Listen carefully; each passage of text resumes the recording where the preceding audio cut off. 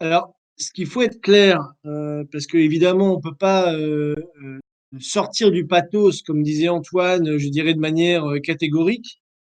Aujourd'hui, on vit, et je pense que les mots de Jean Ziegler, hein, qui était cet ancien de la FAO et qui a écrit un livre qui s'appelle Main basse sur l'Afrique, sont tout à fait justes quand il écrivait ça déjà dans les années 70. C'est qu'on vit dans un camp de concentration international, c'est-à-dire où la logique économique, la logique politique, la logique financière fait que chaque année, et même on va parler même en termes de jours, chaque jour, on a entre 20 000, 30 000, 40 000 personnes qui meurent à cause du fait qu'ils ne peuvent pas se nourrir. Et évidemment, une grande partie des gens qui sont concernés par cette souffrance, parce que c'est la pire des souffrances que de mourir de faim, se situe en Afrique. Donc évidemment, le constat, en effet, est assez pathétique. La réalité est assez tragique. Et depuis une trentaine d'années, quand même des gens comme Jean Ziegler, comme Monsieur Cheminade, comme d'autres dont on parlera ce soir, ont alerté en fait sur ça. C'est-à-dire qu'il y a déjà eu, rien que cette année, 7 millions de personnes qui sont mortes de faim dans le monde, dont la plupart en Afrique. On estime, malheureusement, avec la crise sanitaire, la crise économique, la crise géopolitique, les tensions qui se développent ici ou là, que la situation n'est pas près de s'arranger et qu'on pourrait multiplier ce chiffre par 10. Donc on est quand même dans une situation qui est assez tragique. Et ça, il faut commencer par le dire.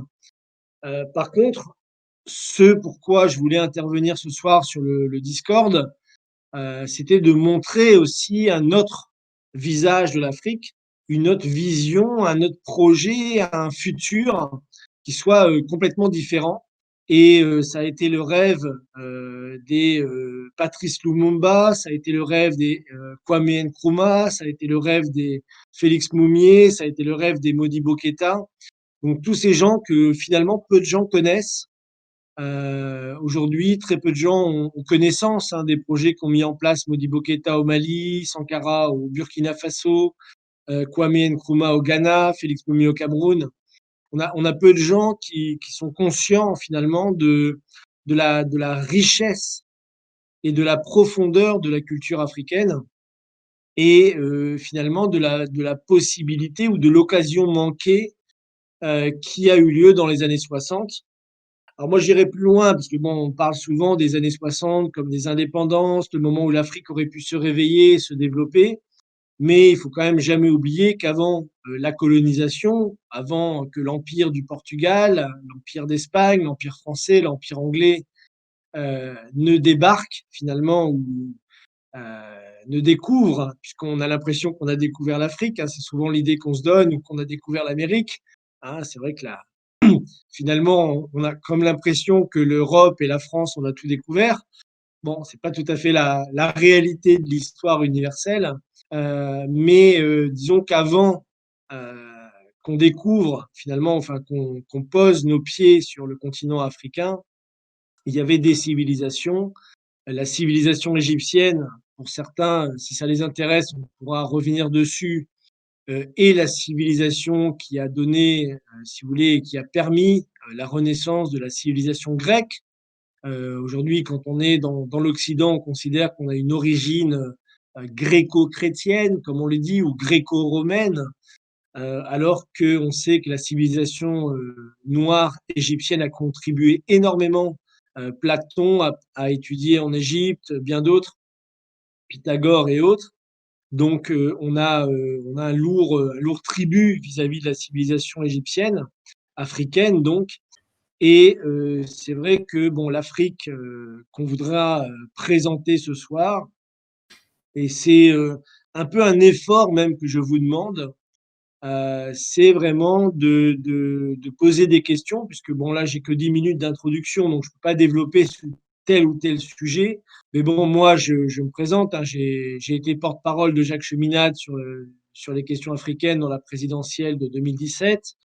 J'ai un site qui s'appelle afriquedufutur.com où je parle de ces questions-là. J'ai même écrit un livre qui s'appelle Voir l'Afrique avec les yeux du futur et qui a pour but de concentrer et de focaliser les esprits sur le futur du continent, sur les aspects positifs, de se libérer finalement du narratif, comme on dit, de l'emprise de l'histoire coloniale qui est l'histoire des vainqueurs, hein, finalement, et de se libérer de ça et de voir cette Afrique avec les yeux du futur. Et c'est pour ça que dans les publications que je fais, je parle quasi exclusivement, à quasiment 100%, des grands projets. Donc des grands projets pour amener l'eau potable, pour amener l'électricité. Il y a des sujets que j'aimerais bien aborder avec vous ce soir, c'est la question du spatial. La question du spatial pour l'Afrique. Il y a énormément de choses qui se passent dans la politique spatiale africaine. Alors je sais que ça peut faire un peu détonnant dans le sens où souvent quand on pense à l'Afrique, on ne pense pas trop à politique spatiale. Quand on pense à l'Afrique, on ne pense pas trop à politique nucléaire, centrale nucléaire en Afrique, satellite de télédétection en Afrique. Bon voilà, tout ça sont des sujets qui sont totalement absents du débat et qui fait que finalement ça maintient finalement cet esprit, je dirais colonial, hein, pour dire les choses telles qu'elles sont, cette vision d'une Afrique un petit peu archaïque, d'une Afrique un peu sauvage même, hein. L'Afrique, je vous rappelle, j'avais là sous les yeux, je relisais tout à l'heure la phrase de Sarkozy. Le drame de l'Afrique, c'est que l'homme africain n'est jamais rentré dans l'histoire, hein. Il veut prendre conscience d'un âge d'or qui n'a jamais existé, etc., etc. Donc on voit cette mentalité finalement qui est créée en Europe avec ce récit des vainqueurs finalement qui maintient finalement nos cerveaux, nos axiomes, nos définitions, nos postulats finalement dans des a priori, dans des conceptions erronées de ce qu'est le continent africain, à la fois dans le passé d'ailleurs, ce qu'il a été aussi dans l'histoire coloniale, parce qu'on pense que l'histoire coloniale, ça a été la France, le Portugal, l'Espagne ou l'Angleterre qui débarquent en plein milieu de la jungle, trouvent des sauvages et les envoient justement en Floride, sur les territoires américains ou dans la Jamaïque ou ailleurs, alors que c'est pas du tout cela. Il y a eu des résistances, il y a eu des résistances, il y a eu des civilisations précoloniales, il y a eu des résistances pendant la période de la colonisation dite enfin, ou la période de déportation, hein, puisqu'on estime à 20 millions de personnes déportées dans les Amériques par l'Occident. Mais il y a eu des résistances, il y a eu aussi des collabos, voilà, donc en effet, il y a eu des collabos qui ont participé à ce commerce infâme. Et il y a eu des résistances jusqu'au 19e siècle, avec la révolution d'Haïti. On pourra y revenir dessus si le sujet vous intéresse, qui est quand même la troisième république dans le monde. Il faut savoir qu'il y a la République américaine en 1776. Et ensuite, il y a eu la République française, qu'on connaît bien, 1789.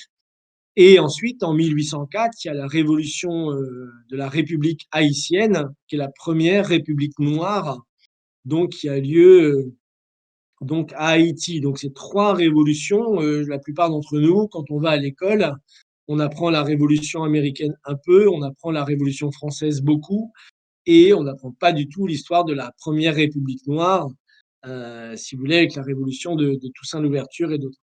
Donc voilà, il y a eu une résistance historique contre la destruction de la civilisation africaine. Et aujourd'hui, on peut dire, et c'est un peu le but de ce que je voudrais discuter avec vous ce soir, c'est-à-dire qu'il y a aussi ce futur.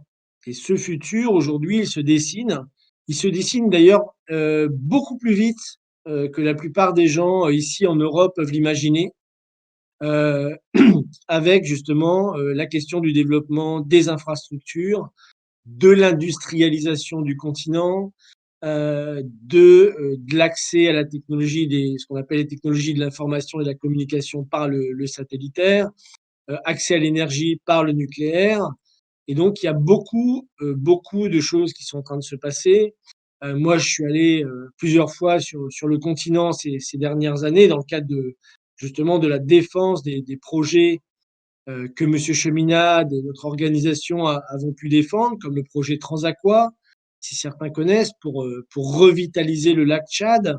Donc ça, c'est un projet qu'on pourra développer ensemble ce soir si ça vous intéresse. Il faut savoir que c'est quand même une des régions, c'est une des plus grandes catastrophes humanitaires actuellement dans le monde, hein, 3 millions de déplacés.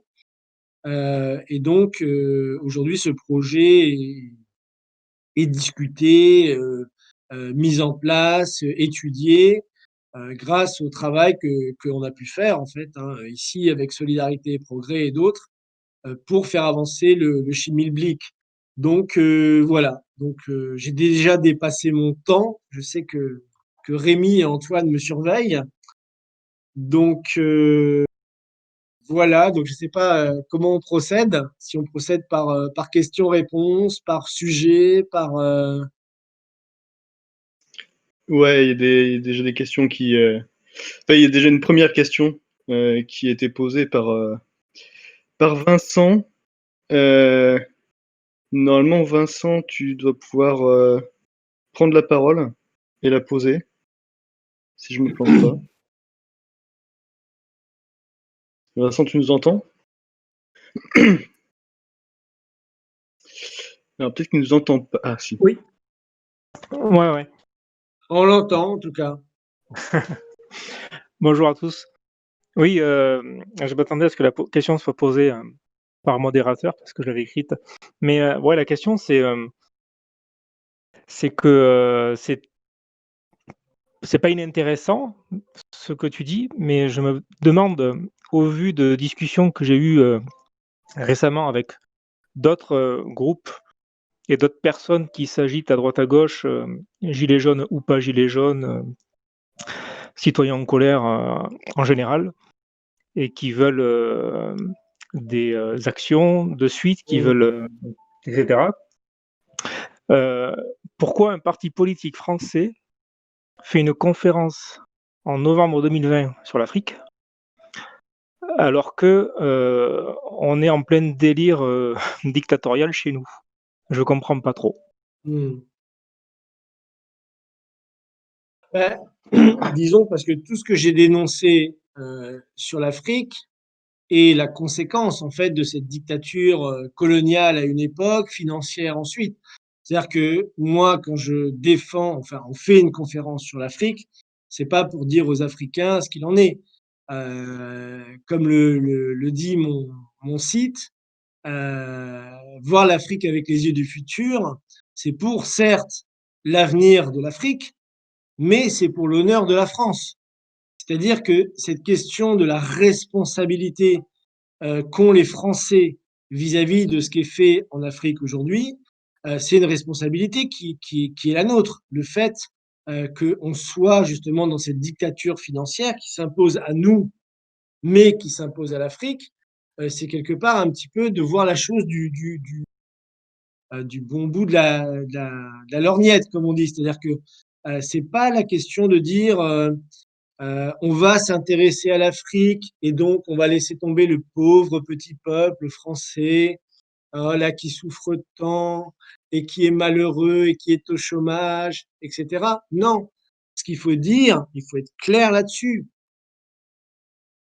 Ce qu'on a fait et ce qu'on fait actuellement aux Français, la destruction de l'industrie, la destruction de l'agriculture, la destruction des systèmes de santé, la destruction de l'État par la dette, c'est exactement ce que les États occidentaux ont appliqué à l'Afrique depuis maintenant les années 70, c'est-à-dire depuis le 15 août 71, c'est-à-dire la destruction des accords de Bretton Woods, où finalement on est parti en roue libre, et le FMI, que Pouemi appelait le fonds de misère instantané, ont décidé de contrôler le monde par la dette.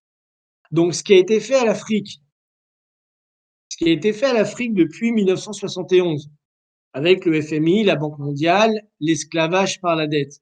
Je rappelle, quand il y a eu la crise de 2007-2008, qu'on a eu ensuite les plans d'austérité qui ont été imposés pour le plus brutal à la Grèce.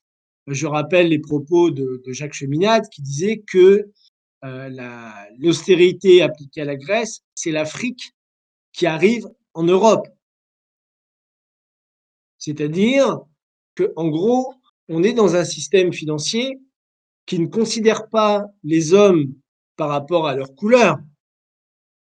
C'est pas la question de l'Occident contre le Sud. C'est pas la question de l'Occident contre les Blancs contre les Noirs.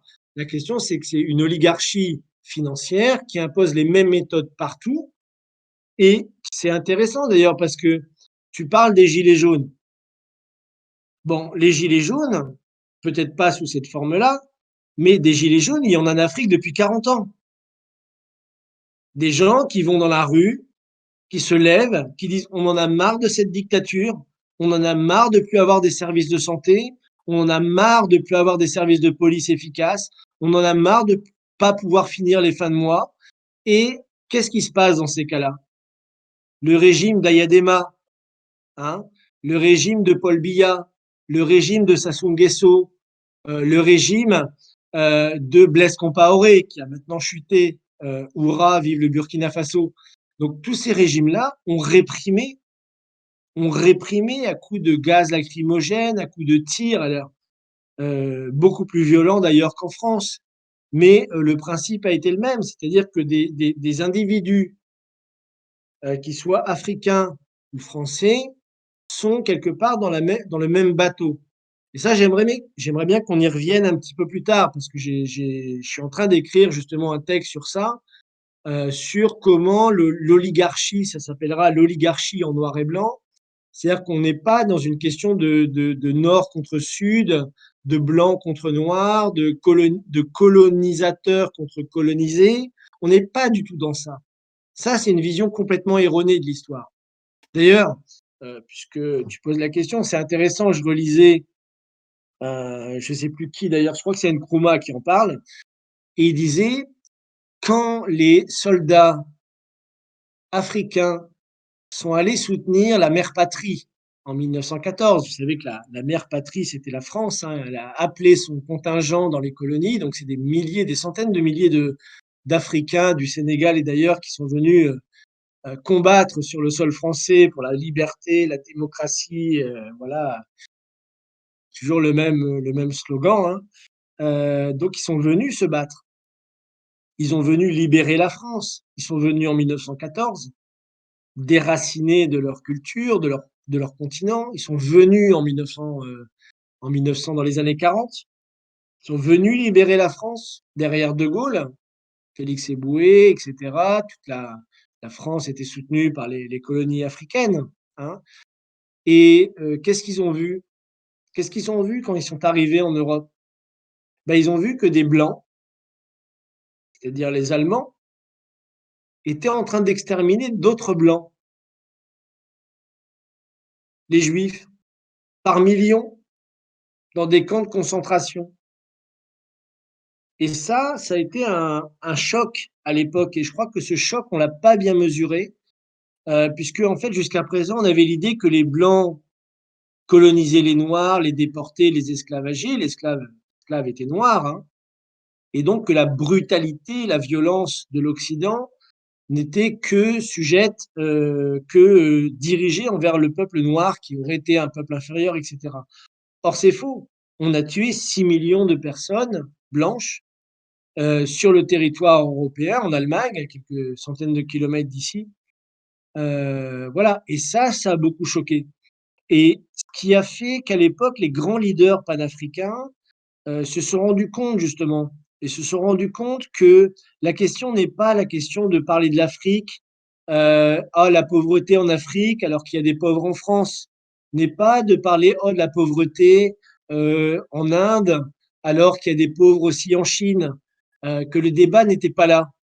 Et quand vous relisez justement les grands leaders africains, vous vous rendez compte que le débat n'est pas placé je dirais, dans ce différentiel entre blanc, noir, colonisateur, colonisé, mais il est placé au niveau d'une oligarchie une oligarchie financière capable d'exterminer tout le monde, qu'il soit blanc, noir, jaune, bleu, vert, peu importe, hein, parce qu'elle veut imposer un système ultralibéral de domination complète, de lavage de cerveau. Il faut toujours qu'il y ait une race inférieure. Donc, ça a été le cas des Noirs à une époque, puis des Juifs, etc., etc. Et donc, que ce débat-là, il est dépassé. Aujourd'hui, je pense que ce débat entre blanc, noir, est-ce que c'est... Et c'est intéressant d'ailleurs parce que beaucoup de gens en Afrique nous disent, ben on est trop content. On est trop content de voir des gilets jaunes en France parce qu'ils ont exactement les mêmes revendications que nous. Ils ont exactement les mêmes. Ils veulent quoi? Être soignés, avoir un salaire plus ou moins digne, avoir accès quand même au minimum à l'électricité, parce que bon, on considère que c'est un problème africain, mais je rappelle quand même qu'en France, il y a presque 10% des gens aujourd'hui qui rognent, entre guillemets, sur leurs dépenses d'électricité, qui ont un petit peu froid l'hiver, qui n'osent pas mettre le chauffage parce qu'ils n'ont pas de sous, finalement, même si on a accès à l'électricité.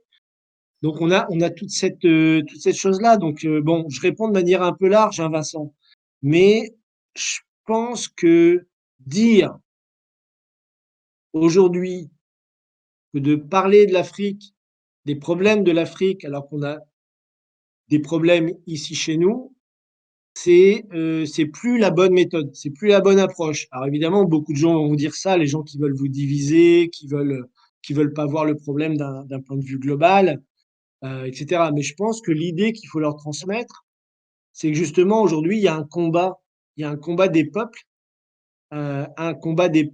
contre une oligarchie financière qui est de plus en plus aux abois, qui censure, hein, on le voit jour après jour, et que tout ce qui est, je dirais, résistance, je vous donne deux exemples. Les deux pays les plus déstabilisés aujourd'hui en Afrique, c'est le Nigeria et c'est l'Éthiopie. Alors que le président d'Éthiopie a le prix Nobel de la paix, qu'il a créé des infrastructures, qu'il a modernisé son pays, ben c'est un pays aujourd'hui qui est au bord de la guerre civile, qui va être déstabilisé.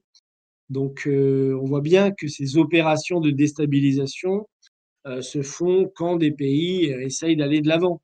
Donc voilà, enfin, je cantonne ma réponse parce que Alors je pense justement, qu'on pourrait en dire beaucoup plus, hein, mais bah, parce que du coup, en fait, il y a Benoît qui pose la question, en fait, c'est bien de vouloir développer l'Afrique. Donc lui, il prend un peu le contre-pied de Vincent, mhm, mais il dit, mais est-ce que, en fait, nos pays occidentaux ont intérêt, est-ce qu'ils vont laisser les ressources aux pays africains, les ressources dont ces pays ont besoin pour se hisser à un bon niveau de vie?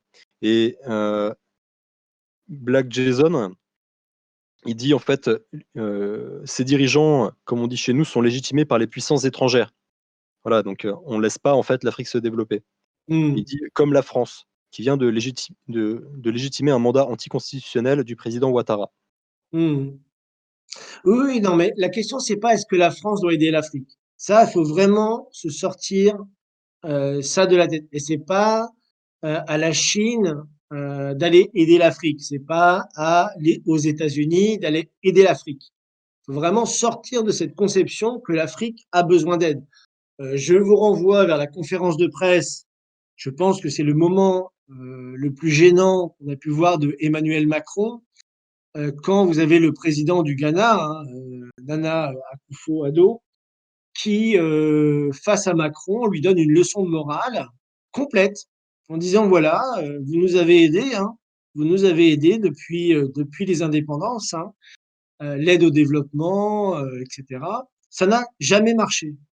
Ça n'a jamais marché, ça ne marche pas et ça ne marchera jamais, tout simplement, puisqu'un pays ne peut pas se développer. Donc vraiment, cette idée de on a envie d'aider l'Afrique. Et c'est ça que je voulais un peu présenter ce soir. Parce que si vous regardez aujourd'hui, l'Afrique, aujourd'hui, elle est en train de se développer par elle-même. Par elle-même. Alors évidemment, c'est difficile, il y a des résistances. Mais comme en France, il y a des résistances quand on veut aller de l'avant. Donc, vous avez justement les deux sujets dont j'aimerais bien qu'on discute ce soir, qui sont le spatial pour l'Afrique et le nucléaire pour l'Afrique. faut savoir qu'en 2017, vous avez tous les ministres des sciences et de l'éducation des 55 nations de l'Union africaine, hein. Donc, vous avez les 55 nations de ça qui se sont réunies et qui ont créé une agence spatiale africaine. C'est-à-dire, voilà, c'est le sujet fondamental. Pour 1 € investi justement dans les technologies du spatial, on va pouvoir développer justement disons des ressources supplémentaires. Vous avez 9 pays aujourd'hui d'Afrique, quand même, 9 pays, c'est pas rien, qui disposent de leurs propres satellites. Bon, moi, la plupart des gens à qui je parle en France, et même certains Africains, quand je leur dis que le Kenya, l'Égypte, le Ghana, l'Angola, le Maroc, l'Algérie, tous ces pays-là ont leurs propres satellites, c'est tout juste si les gens me croient, en fait. Et il faut savoir que au cours des 10 dernières années, donc c'est des 5 dernières années, puisque j'ai les chiffres officiels devant les yeux, c'est 21 satellites africains qui ont été lancés, hein.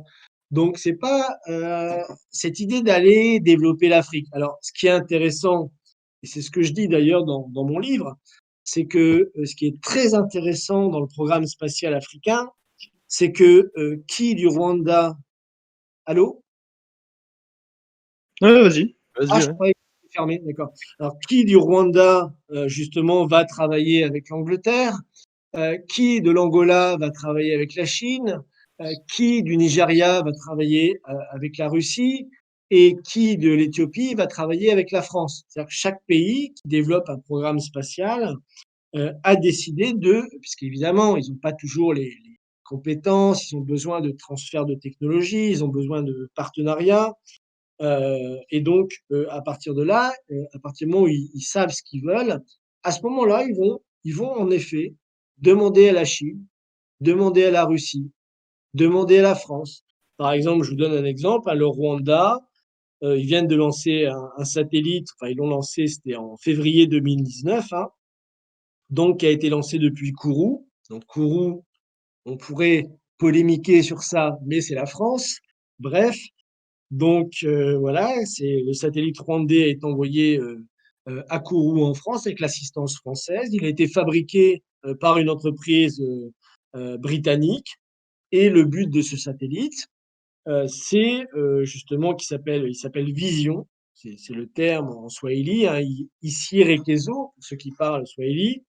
Donc, avec pour but de donner justement des connexions Internet aux îles, parce qu'il y a beaucoup d'îles hein, sur les lacs, les grands lacs, dans la région des grands lacs du Rwanda, Burundi, Ouganda, République démocratique du Congo.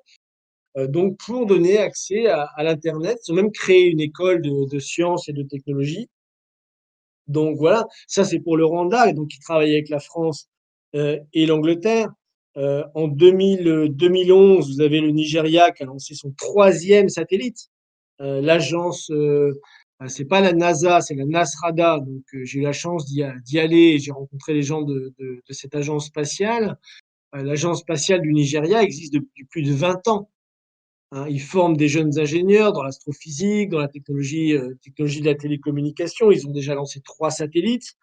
Et eux travaillent par exemple avec la Russie, donc ils ont lancé plusieurs satellites avec les Russes. Et voilà, donc il y a beaucoup de projets comme ça, hein. Si ça vous intéresse, je peux vous envoyer. Il y a le Kenya, j'ai tout là, j'ai l'Afrique du Sud, j'ai l'Éthiopie. L'Éthiopie lance son premier satellite dans l'espace avec l'aide de la Chine. Donc l'Éthiopie, ça avait été avec la Chine. Et la chose la plus intéressante, c'est que dans la conception africaine, et là, je pense que ça touche à quelque chose de culturel. C'est que dans la conception africaine, la fabrication ou la technologie, Ah, là, j'ai un écho, là. Vous m'entendez? Ouais, c'est bon. Ouais. D'accord. Non, je disais, ce qui est intéressant aussi dans la philosophie africaine, qui est un peu différente de la mentalité arrogante, occidentale, moi, je suis le premier, je suis le meilleur, c'est qu'ils ont vraiment l'idée de développer les connaissances en termes satellitaires ou de développement spatial d'un point de vue des problèmes. Et ça, je l'ai développé dans plusieurs conférences. Je prends juste un exemple parce qu'il est comique. C'est que le Kenya, par exemple, lance des satellites pour lutter contre évidemment les pêches illégales, hein, tout ce qui est bateau de pêche illégal, puisqu'on peut les repérer, mais aussi pour lutter contre le braconnage des animaux, par exemple. C'est-à-dire qu'ils repèrent avec des satellites. Il faut savoir qu'il y a un éléphant qui est tué toutes les 26 minutes en Afrique, hein. Toutes les 26 minutes, un éléphant est tué pour son ivoire, en fait, hein. Voilà, pour faire du trafic. Et donc, ils utilisent les satellites pour pouvoir juste repérer les convois de braconneurs ou des déplacements de troupes d'éléphants, etc. Et tout ça est basé sur une philosophie du Kenya qui s'appelle Nyumba Kumi. Donc, pour ceux que ça intéresse, c'est très intéressant parce que c'est en Swahili et c'est une philosophie kenyane qui dit que si 10 villages se surveillent les uns les autres, alors ils sont 10 fois plus en sécurité que si chacun dans son village assure sa propre sécurité, ou 10 maisons, ou un quartier. Voilà, si chacun prend soin un petit peu de ce qui se passe autour de lui, tout le monde est beaucoup plus en sécurité. Donc voilà, vous voyez, les 9 pays que j'ai mentionnés, c'est-à-dire les 9 pays aujourd'hui qui ont créé leur propre satellite, l'Angola, le Kenya, le Ghana, l'Éthiopie et autres, développent ça d'un point de vue de régler leurs problèmes. Par exemple, les satellites au Nigeria sont utilisés pour lutter contre Boko Haram. Boko Haram, malheureusement, qui est la conséquence, hein, de la politique occidentale de destruction de la Libye et de manière plus générale d'appauvrissement généralisé et contrôlé de l'Afrique subsaharienne. Donc ils ont cette vision qui n'est pas une vision justement hollywoodienne, comme je dis, de l'espace. On va planter notre petit drapeau sur la Lune ou sur Mars. C'est la course aux étoiles. Mais ils ont une vision très, je dirais, dans le sens où nous, on développe la science de l'économie physique. C'est-à-dire que c'est des technologies développées pour améliorer les conditions générales de l'ensemble de la population sur le territoire. Et ça, je trouve que c'est très intéressant parce que culturellement, ça montre aussi quelque chose qu'on a un petit peu perdu, qui est ce sens de l'intérêt général, je dirais au niveau intérieur, ou de l'avantage d'autrui au niveau extérieur, et que l'Afrique a gardé, malgré tout ce qu'on a pu lui faire subir ou ce qu'elle a subi, elle a gardé ce sens, je dirais, de ce qu'ils appellent là-bas la teranga, hein, c'est-à-dire cette hospitalité, cette générosité, cette facilité finalement à passer les épreuves pour toujours essayer de régler les problèmes. Et aujourd'hui, ce qu'on voit avec tous ces programmes justement spatial africains, c'est qu'on voit que l'Afrique est réellement aujourd'hui, et c'est peut-être que 10 pays sur 50, 54, mais aujourd'hui, ces pays-là, ils sont en train de faire des petits partout.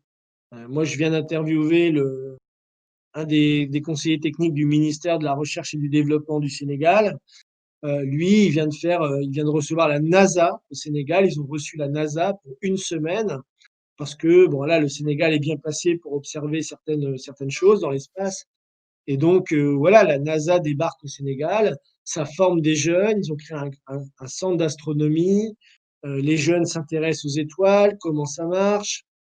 Il y a tout un appétit, finalement, pour revenir à ce qui était la culture africaine avant qu'elle soit détruite, hein, c'est-à-dire la science, la technologie, le progrès, qui a été un petit peu stoppé par la période, disons, coloniale, en fait.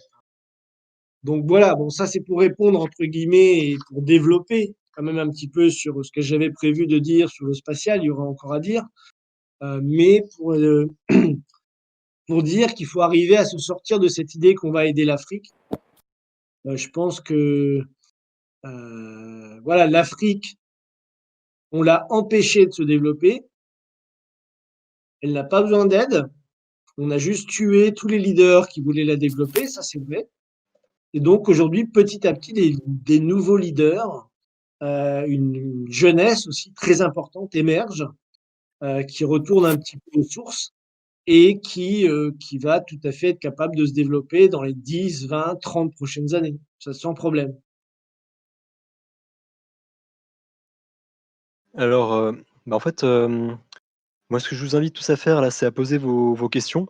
Il y a un salon, textuel qui s'appelle, Questions Conférences et vous pouvez, challenger, notre invité Sébastien qui a quand même été, disons, dans pas mal de médias panafricains ces derniers temps. Justement pour, discuter de cette question du panafricanisme et de la souveraineté. Et moi j'aurais une question en fait, Sébastien, sur le projet, Transaqua. C'est un projet en fait de développement, qui me semble assez important. Est-ce que tu peux me donner un peu l'aspect stratégique de ce projet-là? Oui, tout à fait. La question, c'est est-ce que tout le monde connaît le projet Transaqua ou pas? Je ne sais pas. Je ne sais pas combien de gens sont connectés et qui connaît, qui ne connaît pas. Mais en deux mots, je dirais en deux mots sur le projet. Le projet Transaqua, c'est un projet qui a été développé il y a bien longtemps, hein, c'était dans les années 80. Justement, au moment où on s'est rendu compte que le lac, ce qu'on appelle le lac Tchad, hein, qui est à la frontière entre plusieurs pays, le Cameroun, le Niger, le Nigeria, le Tchad et la Centrafrique, était en train de s'évaporer, de perdre son eau. Alors, on estime aujourd'hui, on a tous en tête, alors je ne sais pas si on peut montrer des images ici ou pas, mais on a tous en tête Là, les images. je viens de le mettre dans le salon chat, la carte du Transaqua. Chat 1, chat 2, chat 3. Non, non, non, non. Juste au-dessus de conférence, il y a le salon Ah, questions-réponses et chat. le salon Ah, je chat. vois. Ah Voilà. oui, je vois les gens qui posent des questions. Ah, Et d'accord. voilà. J'avais pas vu. Ok, alors je descends parce que je suis en retard. Voilà, ben on voit l'image, voilà, tout à fait. Alors, on voit le Nigeria, le Niger, le Tchad, le Cameroun et la Centrafrique, qui n'est pas directement frontalier, mais qui est concerné. Bon, historiquement, ce qu'il faut voir, c'est que c'est un lac qui est au Paléolithique, qui était gigantesque, hein, qui était même 10 fois supérieur à ce qu'il a pu être au début du XXe siècle, et qui est passé de 250 000 km² à 25 000. Aujourd'hui, on estime qu'il est à 2 500, 3 000. En gros, il aurait perdu, et on a les images satellitaires qui le prouvent, hein, il aurait perdu 80 à 90% de sa superficie. Donc l'idée, c'est que quand on s'est rendu compte que ce lac perdait de sa superficie, quand même 80%, ce qui n'est pas rien, alors que c'était évidemment tous les gens frontaliers, c'est-à-dire que les Nigérians, les Tchadiens, les Nigériens et les Camerounais, etc., perdaient finalement leur capacité de survie, hein, de pêche, d'irrigation, etc. Donc, il y a eu des études. Il y a eu beaucoup d'études qui ont été faites dans les années 60, 70 pour voir un peu comment ça a évolué. Et au début des années 80, une entreprise italienne, se rendant compte finalement de la catastrophe humanitaire que ça allait engendrer, puisqu'à l'époque, on n'était pas dans une catastrophe humanitaire, mais dans la catastrophe humanitaire que ça allait engendrer, a dit, voilà, il faut faire quelque chose maintenant.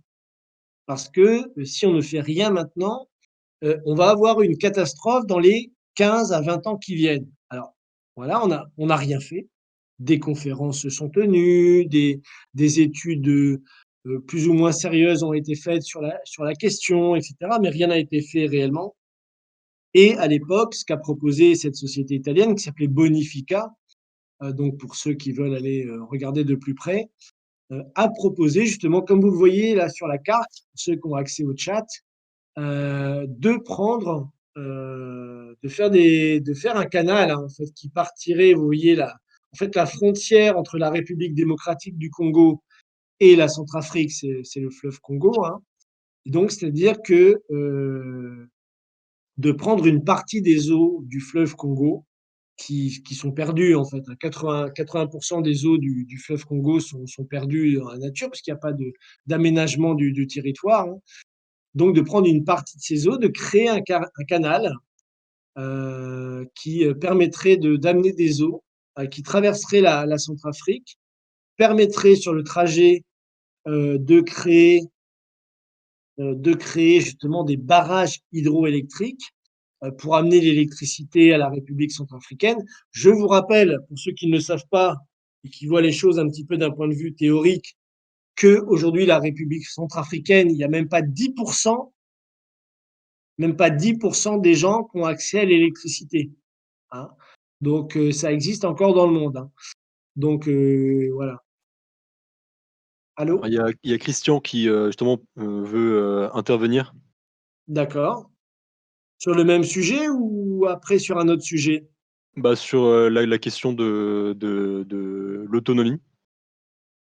D'accord. Ben, je finis sur le Transaqua puisque la question a été posée. Excuse-moi. Voilà. Donc, simplement pour ceux qui veulent connaître le Transaqua, donc l'idée était simplement de faire un canal qui prendrait une partie des eaux du fleuve Congo pour revitaliser le lac et permettre justement aux gens qui vivaient dans la région de la pêche, de l'irrigation, du développement de ce lac, de pouvoir survivre. Or, rien n'a été fait, le lac a continué à s'assécher. Et aujourd'hui, selon l'ONU, puisque rien n'a été fait, c'est la crise écologique la plus importante de la planète. C'est plus de 3 millions de personnes qui ont dû être déplacées. C'est-à-dire les gens qui vivaient dans la région ont dû fuir. Donc, vous avez la vague migratoire qui nous envahit. Donc, voilà, donc c'est 3 millions de personnes qui sont déplacées. C'est 30 millions de personnes dans la région qui sont en insécurité alimentaire, soit moyenne, soit difficile, soit relative. Donc, en gros, on a 30 millions de personnes qui sont dans des conditions de survie très importantes. Et donc, voilà. Donc, ça, c'est le projet Transaqua. Alors que c'est un canal, et c'est ce que j'ai dit d'ailleurs à plusieurs reprises, puisque j'ai eu la chance, entre guillemets, d'être invité en 2010. Donc, ça date un petit peu, hein, ça fait 10 ans au Tchad, où il y avait le forum de l'eau. On a pu présenter avec une amie, une collègue de notre institut international, qui est l'Institut Schiller, on a pu présenter le projet Transaqua, justement pour faire ce canal de développement. Malheureusement, alors à l'époque, c'était marrant, puisqu'il y avait la plupart des dirigeants, il y avait Kadhafi qui était là, il y avait Abdoulaye Wade du Sénégal qui était là, il y avait Bozizé de Centrafrique qui était là. Pour ceux qui connaissent l'histoire africaine, tous des gens qui étaient totalement pour le projet. Bon, Wade était vieux, il s'est fait remplacer. Bozizé, il y a eu un coup d'État contre lui. Et Kadhafi, on sait ce qui lui est arrivé. Donc il y avait une volonté d'aller vers ce projet en 2010, quand j'étais là-bas. Voilà. Après, bon, évidemment, 2011, Kadhafi tombe, les autres tombent et la situation change. Et il a fallu attendre presque 7 ans, alors que nous, on a continué à publier des articles, à demander au niveau de l'Union européenne. L'Union européenne a refusé de soutenir le projet officiellement. L'Union européenne a refusé. Il y a eu plein de conférences pour dire il faut sauver, c'est des millions de gens qui vont mourir. Rien à foutre, excusez-moi l'expression, rien à foutre. Donc, on n'a rien fait. Et le Nigeria, sous la présidence de Muhammadu Buhari, a décidé de mettre à la pression, non plus sur les Occidentaux, pardon, mais sur le Niger, le Tchad et les autres pays, le Cameroun, pour aller de l'avant. Et donc, ils ont organisé une conférence en 2018. Et donc, ils ont fait venir, et là, ça a rendu complètement fou l'Union européenne, les Français et tout le monde qui contrôle un petit peu la région, puisqu'ils ont fait venir une entreprise chinoise, hein, Power China. Donc, on était là-bas, on était invités à discuter avec eux, et donc, ils ont décidé de relancer le projet avec les entreprises chinoises et la fameuse entreprise italienne qui était d'ailleurs présente. Donc, du coup, qui étaient là et qui ont signé des partenariats pour relancer l'étude de faisabilité et relancer le projet. Donc, ça, c'était en 2018. Donc, on était présents sur place.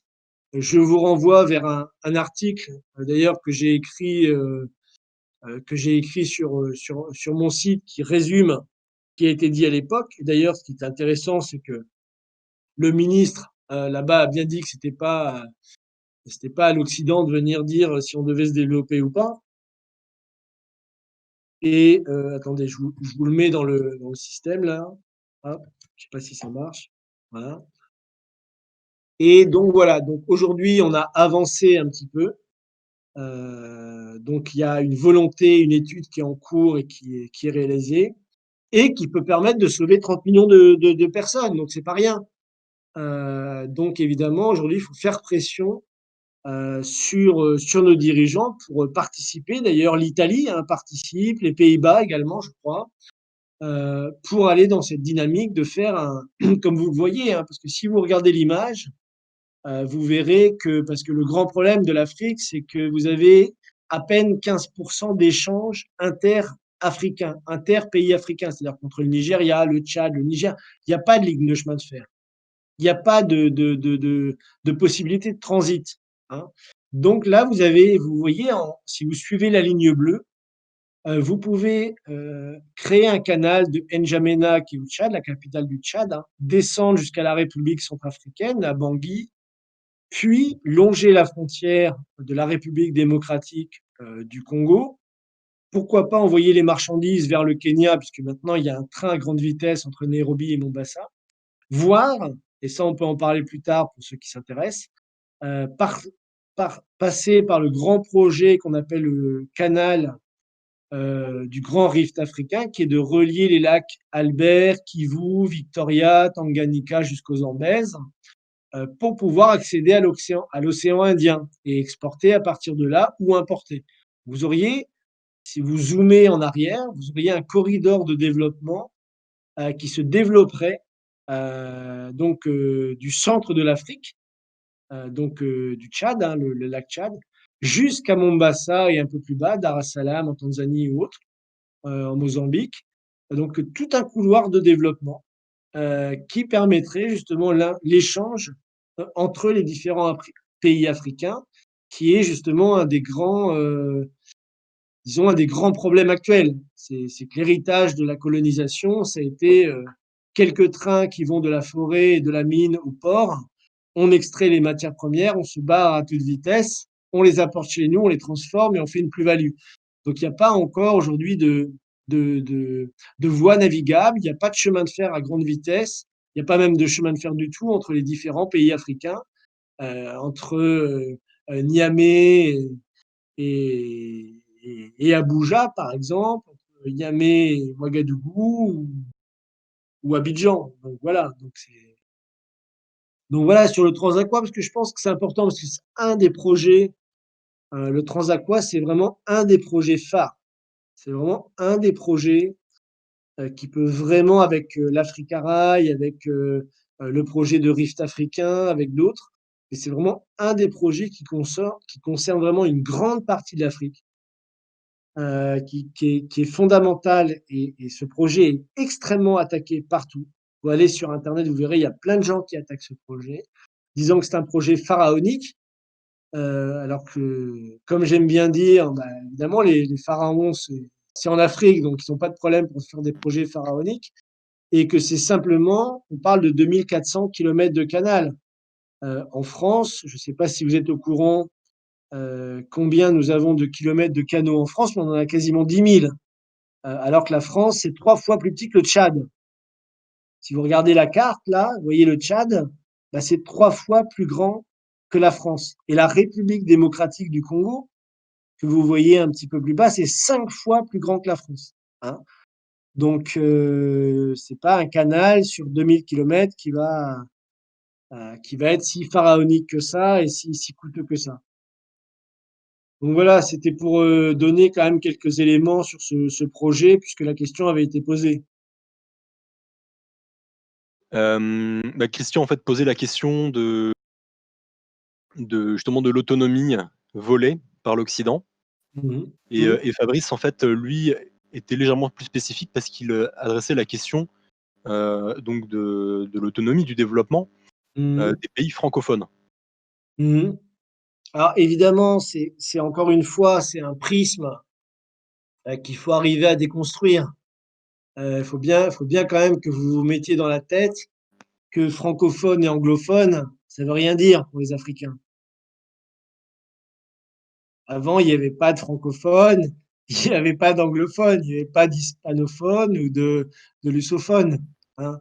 Donc cette idée d'une différence entre francophones et anglophones est une vision, je dirais un prisme duquel il faut également s'échapper. Ça, c'est un premier point, parce que sinon on ne peut pas penser les choses d'un point de vue africain, hein.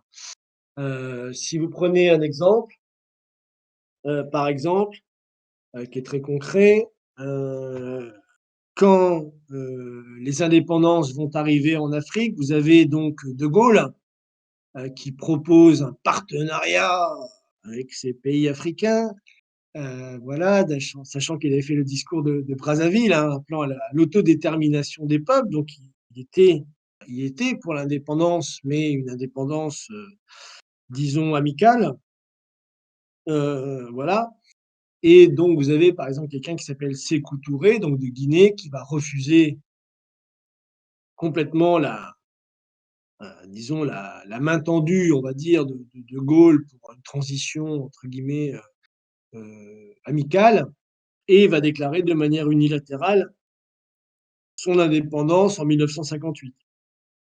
Bon, à l'époque, vous avez Nkrumah, qui est le président du Ghana, donc anglophone, qui, alors qu'il est en prison d'ailleurs, réussit, grâce à une faille juridique, à se présenter aux élections de son pays, et qu'il remporte haut la main. Il devient chef de gouvernement. Alors, il sort de prison un matin et le soir, il est chef de gouvernement. Bon, ça, c'est au Ghana. Et Nkrumah et Sékou Touré, un francophone, un anglophone, vont signer très très rapidement un partenariat, puisque les deux sont panafricanistes, c'est-à-dire qu'ils veulent une Afrique unie, on va dire les États-Unis d'Afrique, hein, au sens américain, plutôt qu'une Afrique balkanisée, parce qu'elle profitera aux impérialistes.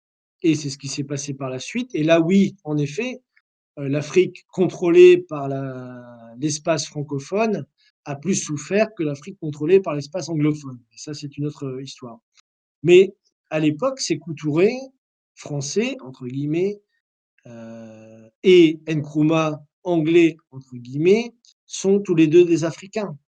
Ils ont une histoire, ils ont un passé, ils ont une civilisation qui les a précédés, et ils en sont conscients. Donc, ils vont créer un partenariat, ils vont même associer leurs deux États, comme si, je ne sais pas, comme si la France et l'Allemagne devenaient un seul État finalement. Donc, ils font un partenariat qui s'appelle Ghana-Guinée.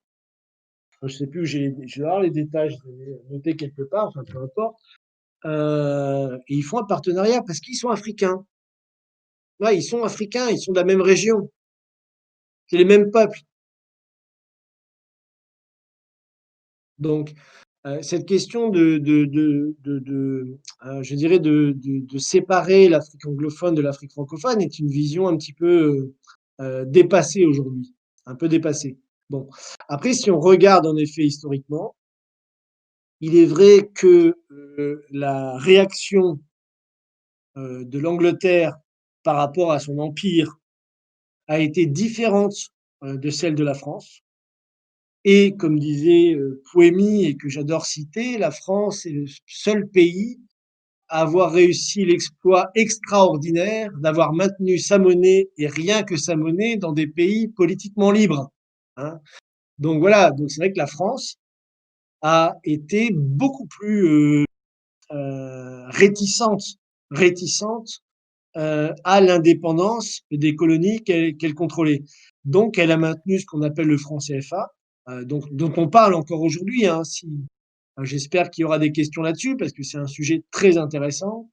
Donc, jusqu'à aujourd'hui, 14 pays africains, de la CEDEAO et de la CEMAC, Communauté des États d'Afrique de l'Ouest et Communauté des États d'Afrique centrale, sont toujours encore aujourd'hui contrôlés par une monnaie qui est contrôlée par la France, qui s'appelle le franc CFA.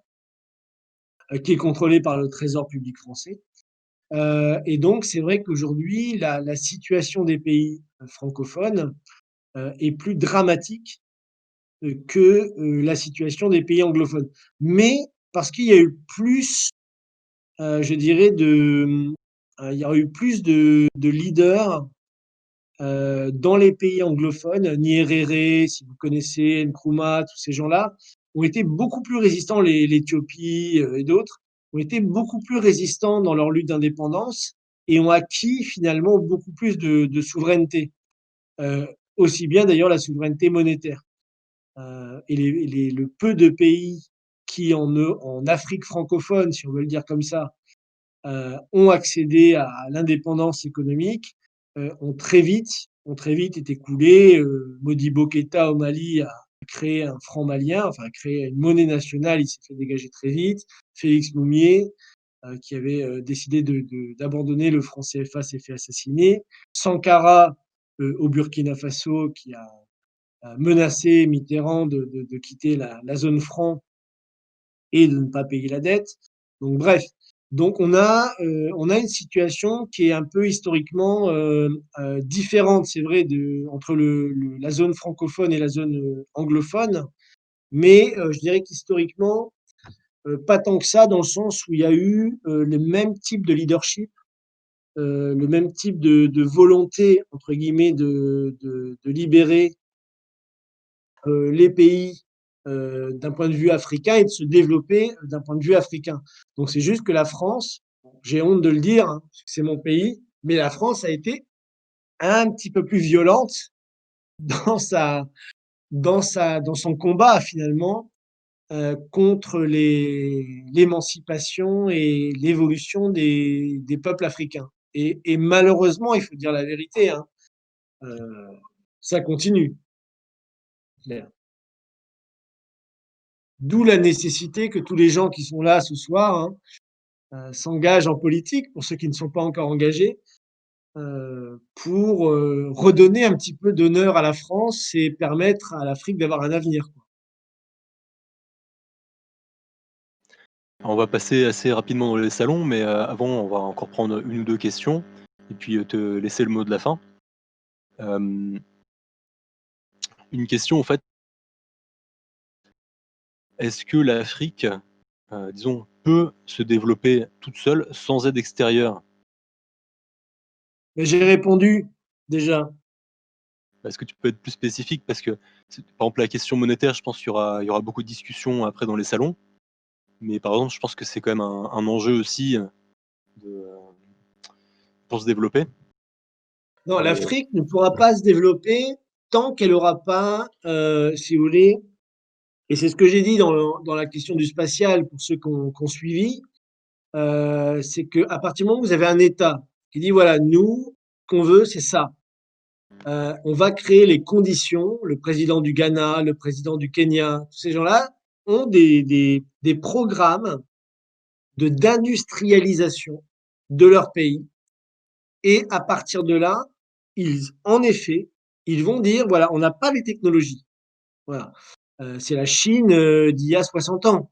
La Chine, il y a 60 ans, ils n'ont pas les technologies. Hein. Donc voilà, donc ils font appel aux autres pour avoir les technologies. Donc évidemment, personne aujourd'hui dans le monde dans lequel on vit ne peut se développer tout seul de manière, voilà, surtout d'autant plus quand les technologies sont déjà développées ailleurs. Voilà. Donc voilà.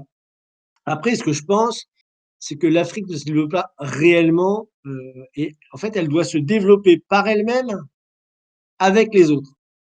C'est comme ça qu'il faut le voir. C'est pas l'Afrique va se développer parce que les autres viennent l'aider. C'est vraiment ça, c'est une vision qu'il faut abandonner.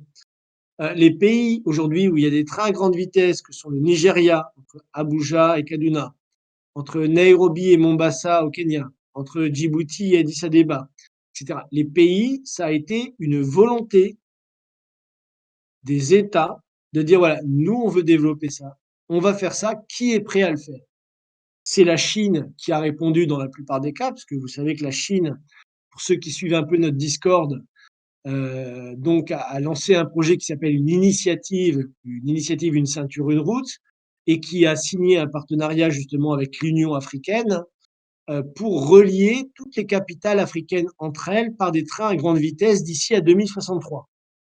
Donc il y a déjà des partenariats extérieurs, mais c'est parce que l'Union africaine, parce que comme je l'ai dit, l'Union africaine a créé une agence spatiale continentale avec un objectif précis. À ce moment-là, oui pour la France, oui pour le Japon, oui pour la Corée du Sud, oui pour la Russie, oui pour la Chine. Mais il y a un programme. Et c'est ça que nous, on doit soutenir. Ensuite, vous avez l'Union africaine, j'en ai parlé également dans une conférence récemment, qui a créé l'AFCON. Donc l'AFCON, c'est la commission de l'Union africaine pour le développement de l'énergie nucléaire en Afrique. Vous savez qu'il y a un grand débat en Afrique actuellement, pour ceux qui suivent l'actualité, où l'Afrique va faire sa révolution du nucléaire. Alors c'est vrai que c'est un peu difficile à comprendre, puisque nous, on est plutôt dans la décroissance, je vais cultiver mon potager, le monde est horrible, il faut que je me replie sur moi-même, la surconsommation, ça marche pas, etc. Bon, voilà, ça c'est bien pour les bobos, disons, qui sont dans la société de la surconsommation, mais c'est pas la réalité du monde du tout. 70% de la planète, c'est pas du tout la réalité. Donc voilà, donc l'Afrique est en train de se lancer dans un programme nucléaire massif. Donc vous avez déjà, pareil, une dizaine de pays, plus ou moins les mêmes d'ailleurs, le Rwanda, l'Éthiopie, là, ils construisent une centrale en Égypte, ils vont construire une centrale au Nigeria. L'Afrique du Sud vient de lancer la construction de 2500 mégawatts de ce qu'on appelle des small modular reactors, c'est-à-dire des petites centrales nucléaires finalement, justement pour électrifier son pays. Donc vous avez, à partir de là, vous avez des États africains qui savent ce qu'ils veulent. Et je ne vois pas pourquoi un État africain ou un État indien d'ailleurs, ou un État, je ne sais pas, uruguayen ou bolivien, ne voudrait pas que toute sa population ait accès à l'électricité,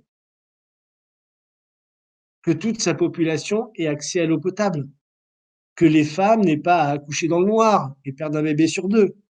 Voilà. Donc, aujourd'hui, vous avez, comment je dirais, une résurgence d'un leadership africain qui va dans la bonne direction. Et c'est ça que nous, en tant qu'Européens, disons en tant qu'Européens non colonialistes, parce que là-dessus on n'est pas tous d'accord, hein, faut être honnête. Il y a beaucoup de gens en France qui sont prêts à tuer tous les dirigeants qui vont dans cette direction. En tout cas, nous, c'est pas le cas.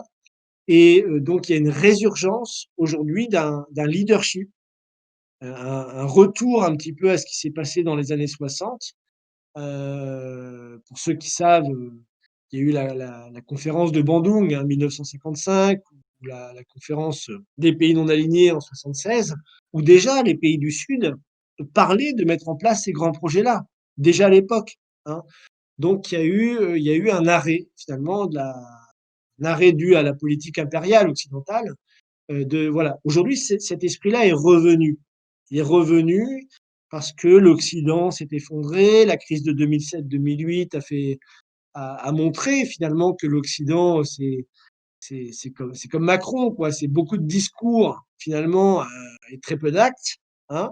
Donc voilà, donc à un moment donné, l'Afrique aussi a moins peur de nous, je dirais, et décide d'aller de l'avant. Donc voilà, et ça c'est extrêmement intéressant puisque que ce soit dans le spatial, dans le nucléaire, aujourd'hui, bon je dis pas que l'Afrique va nous dépasser, on en est loin, mais en tout cas ils sont dans une dynamique de faire de grandes choses, et on n'imagine pas. Vous savez, en France, c'est le chiffre que je donne souvent. En France, vous avez, je crois que c'est 56 centrales nucléaires, si je me trompe pas, s'il y a des experts qui me condamnent. Mais vous avez 56 centrales nucléaires, donc pour 60 millions d'habitants. Donc en Afrique, vous allez avoir 2 milliards d'habitants. Donc vous comptez, il faut des centaines de centrales nucléaires en Afrique aujourd'hui. Et ça, quand vous dites ça aujourd'hui, un esprit colonisé, un esprit occidental, dans le mauvais sens du terme, il comprend pas. Mais pourtant, c'est ce qui va se passer.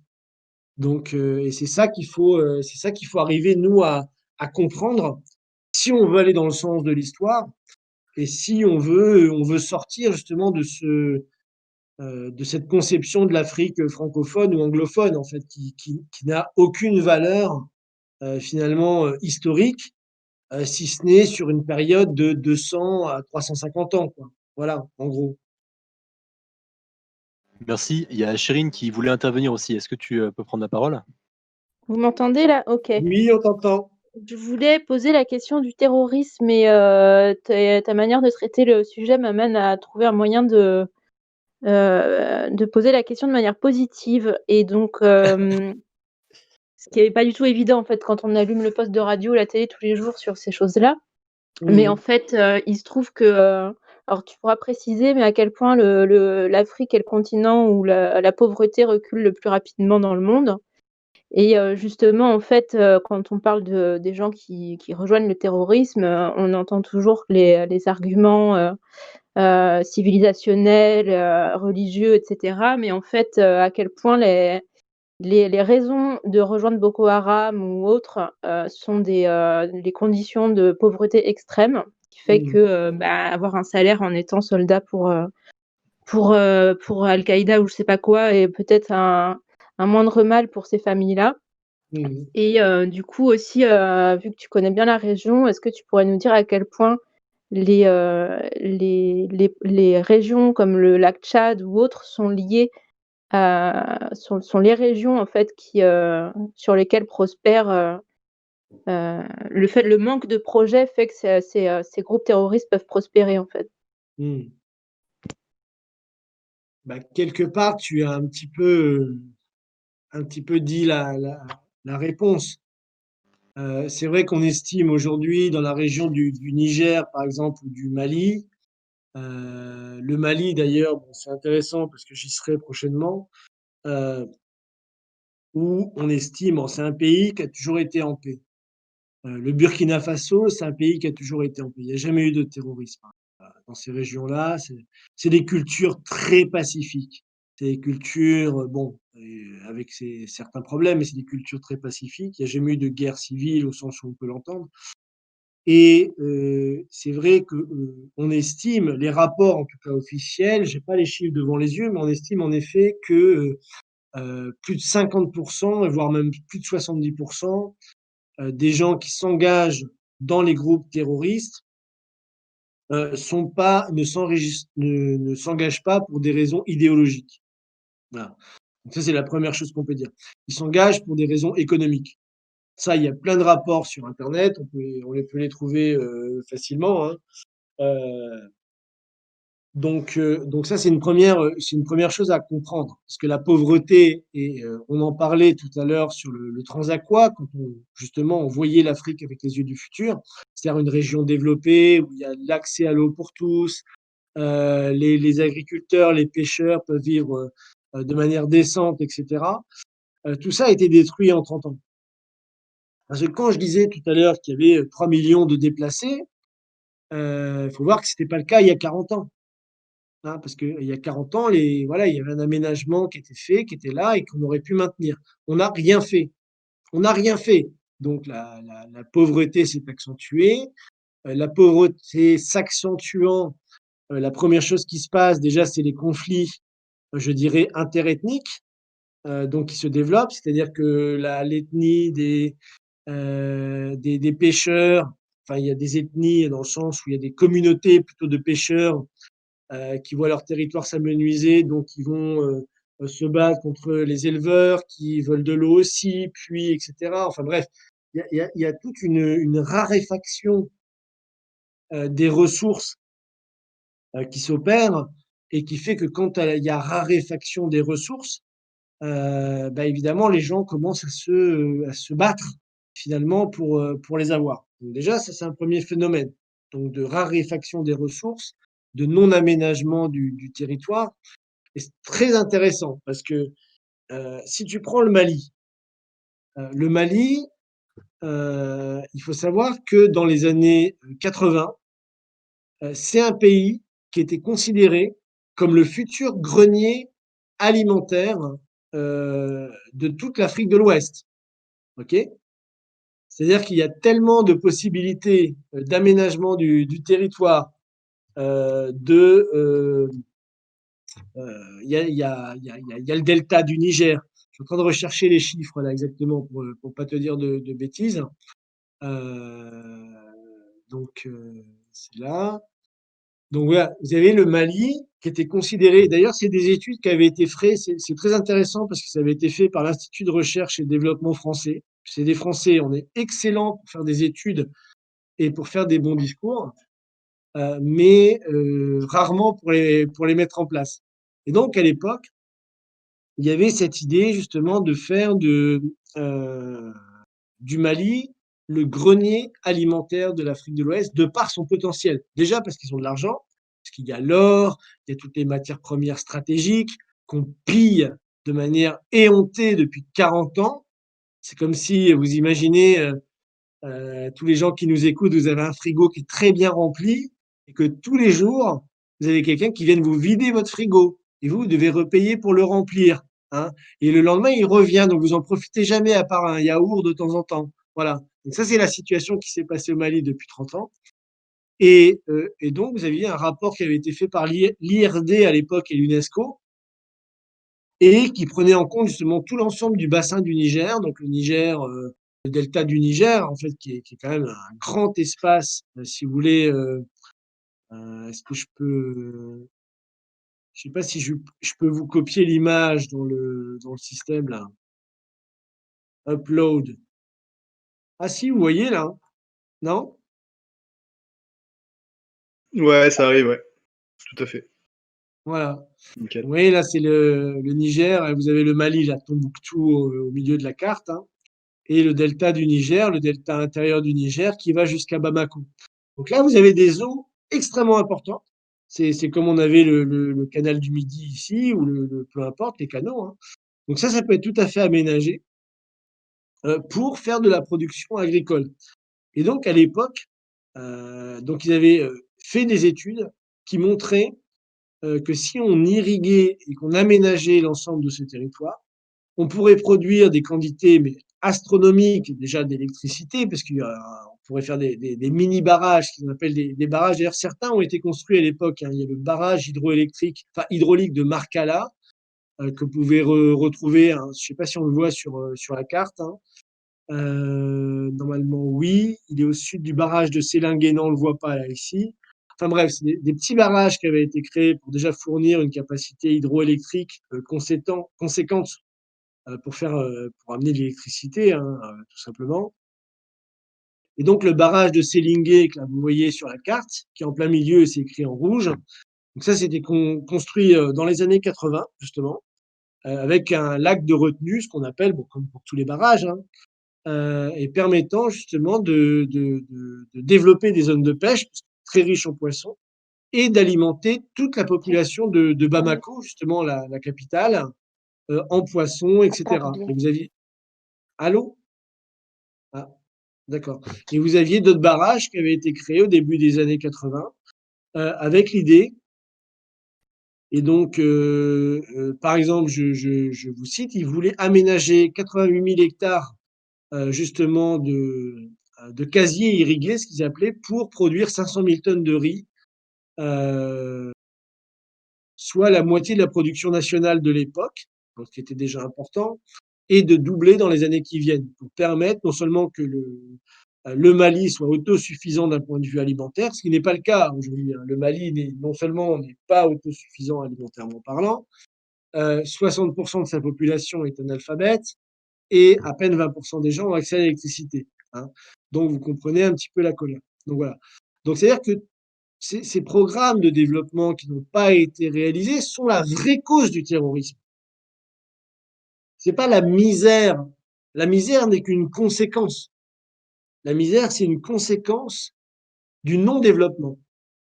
Donc, à partir du moment où tous ces projets ont existé, qu'on aurait pu mettre en place ces barrages, ces zones d'irrigation, on a le delta du Niger, c'est des milliards de mètres cubes d'eau qui sont utilisables pour nourrir les gens, faire de l'agriculture, comme chez nous on le fait, etc., etc.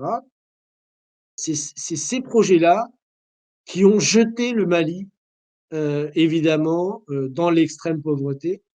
Et c'est l'absence, pardon, de ces projets-là, et donc qui a permis justement la manipulation des masses, disons, pauvres et inéduquées, disons, qui les a rendus perméables, si vous voulez, à l'invasion idéologique des réseaux terroristes. Parce que ça n'a pas commencé avec Daesh.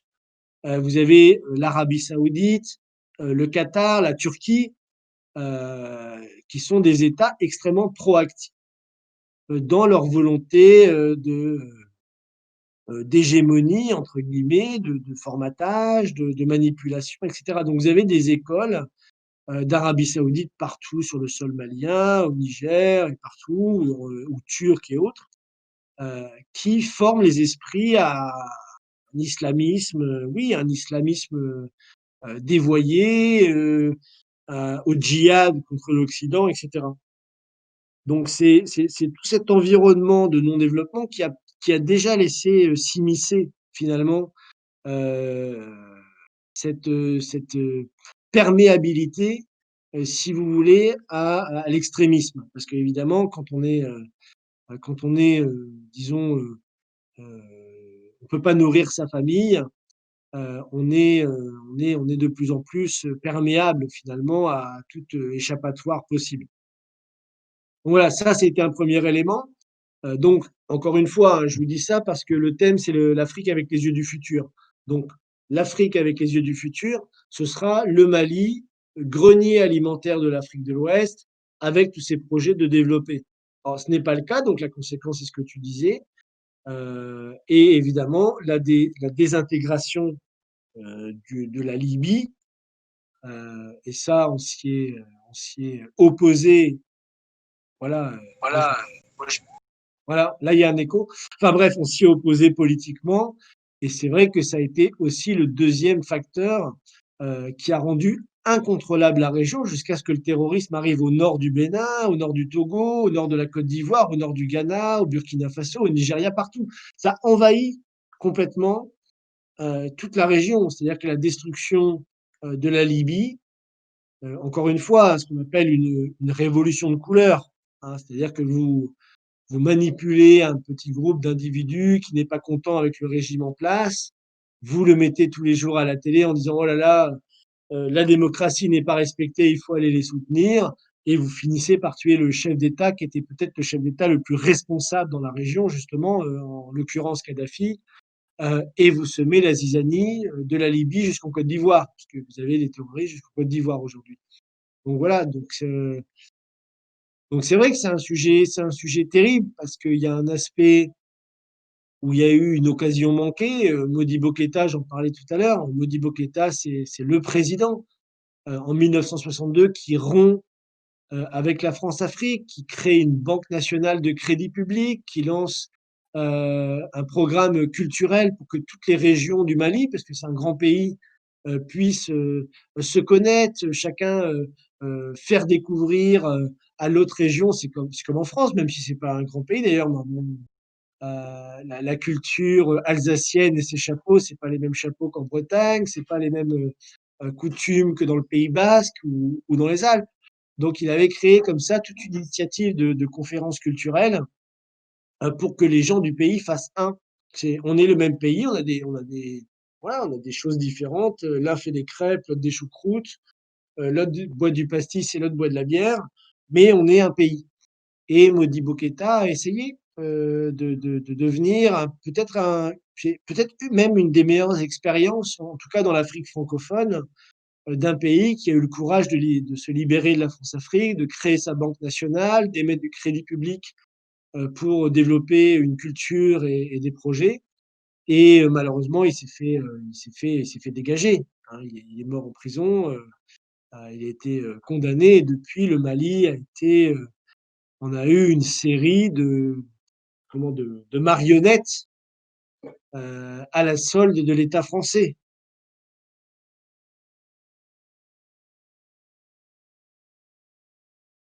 Bah, merci beaucoup Sébastien. Je te propose peut-être de donner le mot de la fin. Le mot de la fin? Et ensuite, on va passer dans les salons. Bon, c'est triste Ouais, la fin. pour expliquer quand même les salons en dessous, en fait, quand vous descendez, il y a, il y a d'autres salons vocaux, salon 1, 2 et 3. Mais histoire qu'on puisse discuter plus posément et que tout le monde puisse en fait faire part de ses réflexions et de ses questions et que qu'on discute aussi de l'action qui doit être menée par rapport à tout ça. Voilà. Mais en effet, ouais, comme ça, si tu peux donner ton dernier Oui, non, bah, sentiment je pour veux ouvrir sur la suite et bien, puis conclure. En fait, ce qu'il faut voir, et c'est ce que j'ai essayé de vous dire un petit peu ce soir, c'est qu'il faut arriver à se poser les questions en dehors du cadre occidental. Et reprendre, je vous invite à regarder la conférence que j'ai faite, qui est en première page de mon site, qui est un hommage à Cheikh Anta Diop, puisqu'on n'a pas eu le temps d'en parler. Discord, je croyais qu'on pouvait parler des heures, mais en fait, c'est très limité, hein, je suis ah mais non, désolé. mais derrière après ça Non, non, continue. non, Hein. mais bon, d'accord. Bref, d'aller voir cette conférence sur Cheikh Anta Diop, parce que justement, ça remet l'histoire à l'endroit. Et je pense que, en effet, il faut arriver à repenser l'histoire de l'Afrique en dehors du prisme occidental, francophone, anglophone, comme j'ai pu le dire. Et ça, c'est le premier point, de redécouvrir la civilisation africaine dans ce qu'elle a de plus belle, dans ce qu'elle a de civilisationnel, parce que, encore une fois, c'est une civilisation, comme la civilisation occidentale, comme la chinoise ou l'Amérique latine, c'est une civilisation. Hein. Donc à ce titre-là, c'est toujours intéressant de s'intéresser à ça. Bon. Ça, c'est une première chose. Donc s'y intéresser en termes de civilisation.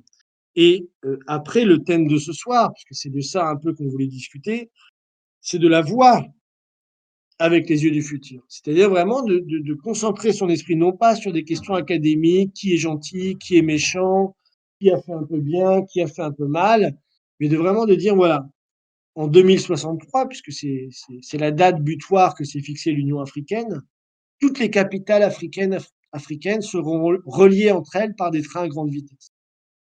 L'Afrique aura peut-être 300, 400, 500 centrales nucléaires. Chaque pays aura des satellites de télécommunication et de diffusion, voilà, différentes choses qui sont satellitaires. Pour lutter contre le braconnage ici, pour lutter contre le terrorisme là-bas, pour etc. etc. Donc, voilà. Et donc, c'est de cette vision-là que nous, en tant que Français, on doit se positionner. Parce que sinon, on se positionne d'un point de vue de oh, combien on a été méchant avec l'Afrique et on n'est pas gentil, etc. Et ce n'est pas le bon point de vue. Ce n'est pas du tout le bon point de vue.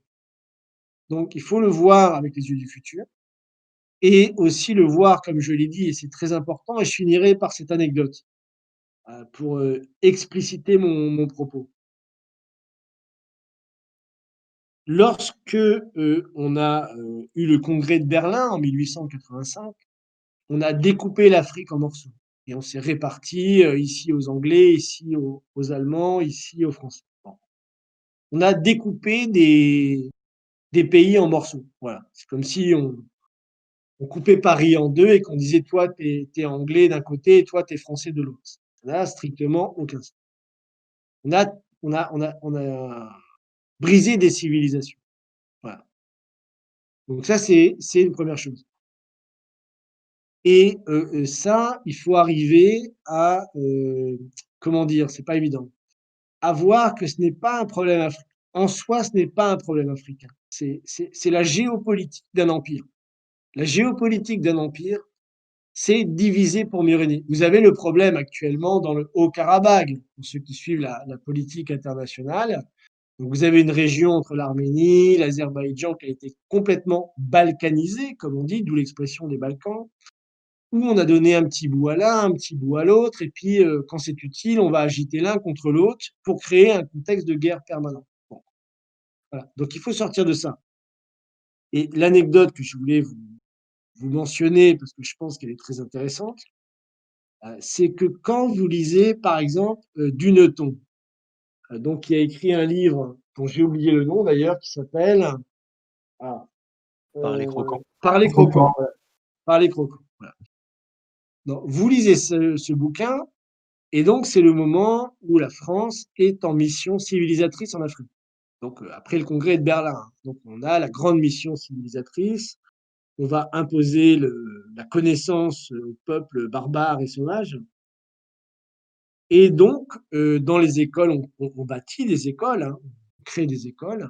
Et d'ailleurs, on dira encore, certains comme Éric Zemmour aujourd'hui disent que la France a très bien fait parce qu'elle a construit des écoles et des chemins de fer, alors que c'était pour piller les matières premières et laver le cerveau des enfants. Enfin bref, peu importe. Et donc voilà. Donc à l'époque, on interdit purement et simplement à tous les Africains de parler leur langue natale. OK? Donc qui le Swahili, qui le Bakongo, qui le Wolof, etc. Peu importe. Donc on leur interdit dans la cour d'école, interdit en classe, on leur lave le cerveau avec le français académique et traditionnel. Bon. Et quand vous lisez justement Par les croquants de Duneton, vous vous rendez compte qu'au même moment, la même période, en France, dans toutes les écoles, un décret passe et on interdit aux enfants de parler leur langue locale. Alors, voilà, le basque, la langue du sud, le picard, moi je suis picard, voilà, bon bref, toutes les langues locales, puisque les élèves, voilà, les élèves, il faut bien voir que jusqu'en 1940, 70% des élèves ne parlent pas le français, parlent leur langue, le picard, le basque, ou je sais pas quoi, ils parlent pas, ils n'ont pas de notion de français. Donc voilà. Au même moment où on interdit aux pays africains de parler leur langue natale, on fait la même chose en France. Pour laver le cerveau, pareil, pour imposer la mission civilisatrice de la France, l'hégémonie, la grandeur, et voilà, la France, l'empire français, maître de tout le territoire par-delà les mers, etc. Donc il y a tout un narratif, comme on dit aujourd'hui, de lavage de cerveau finalement qui est fait partout. Et donc je pense que cette question aussi de voir, quand on pense à l'Afrique, de sortir de cette vision allez, victimaire ou culpabilisatrice parce que nous sommes les colonisateurs et qu'ils ont été les colonisés, etc., d'arriver à sortir de ça, c'est très important pour eux et pour nous d'ailleurs. Se dire que voilà, le combat, c'est une oligarchie qui a tué autant, d'ailleurs, le tiers-État, avant le tiers-monde qu'on exploite, il y avait le tiers-État qu'on exploitait, c'est-à-dire les gueux, les pauvres gueux français qui étaient là et qu'on exploitait jusqu'à l'usure. Hein. Lisez un livre de Zola pour vous rendre compte de la misère. Lisez Paris, par exemple, Paris de Zola, pour vous rendre compte de la misère et de la manière dont on traite les Français jusqu'au 19e siècle. Donc on a cette oligarchie qui est une oligarchie financière, qui est toujours présente aujourd'hui, qui n'a que faire des couleurs, qui n'a que faire des pays, qui n'a que faire de la géographie, qui n'a que faire, si vous voulez, de vos habitudes. Elle est là pour nous exploiter. Et ça, c'est ce qu'on voit aujourd'hui. Et le réveil qu'aujourd'hui, Solidarité et Progrès, et pas que nous, dans le monde entier, on a un réveil des peuples. Ce réveil-là, on le voit en Afrique, on le voit aussi un peu en Occident, on le voit évidemment, bien entendu, dans les pays d'Asie, qui sont aujourd'hui, qui vont à 300 km/h alors que nous, on va à 35 km/h. Donc on voit qu'il y a ce mouvement aujourd'hui qui est inarrêtable et c'est plutôt une bonne nouvelle d'ailleurs. C'est-à-dire que les gens vont finir par se libérer de cette oligarchie. Alors j'ai même parfois plus d'espoir qu'ils s'en libèrent plus vite en Afrique que chez nous. Mais bon, ça c'est un avis personnel. Voilà pour conclure. Super. Ah, t'as encore pas mal de choses à dire, donc ça va être intéressant de débattre avec les gens. Je vous invite à aller dans les salons tout de suite. Après, juste, je passe une annonce. En fait, il va y avoir la conférence de l'Institut Schiller qui va se tenir les 12 et 13 décembre, il me semble. Je mets le lien dans le fil chat, où il sera question notamment de cette question que tu as abordée, Sébastien, aujourd'hui, de la situation de famine cette année. voilà, avec toute la situation de la crise économique et aussi voilà, des aléas. Et en fait, tout ça sera abordé à l'Institut Schiller, parce que c'est toute la question de réorganiser le monde suite à l'élection américaine, suite à, disons aussi à toute la volonté des gens qui vont arriver si Biden est élu, et qui vont avoir une possibilité aussi de pousser leur agenda dans le sens en fait d'un plus grand contrôle, disons financier, au détriment du développement. Et donc cette rencontre du 12 et 13 décembre sera vraiment l'occasion de faire le point beaucoup plus en profondeur, puisque effectivement, voilà, là on prend un temps un peu limité. Et par ailleurs, ce que je vous invite aussi à faire, c'est aller voir dans le fil appel à l'action, qui est tout en haut dans la colonne de gauche, et à prendre connaissance de notre effort pour la libération de Julian Assange. Je vous invite à rejoindre cette opération de cybermilitantisme en rejoignant le serveur Asile pour Assange. Et nous aurons d'ailleurs lundi soir, très probablement, le journaliste français qui vraiment connaît l'affaire Assange sur le bout des doigts, qui s'appelle Victor Dédage, et qui est fondateur du site Le Grand Soir. Voilà, et qui a décidé de faire un raouf terrible sur cette affaire, puisqu'Assange risque d'être extradé vers les États-Unis en janvier, où il sera probablement condamné à 175 ans de prison. Donc rejoignez cet effort, s'il vous plaît.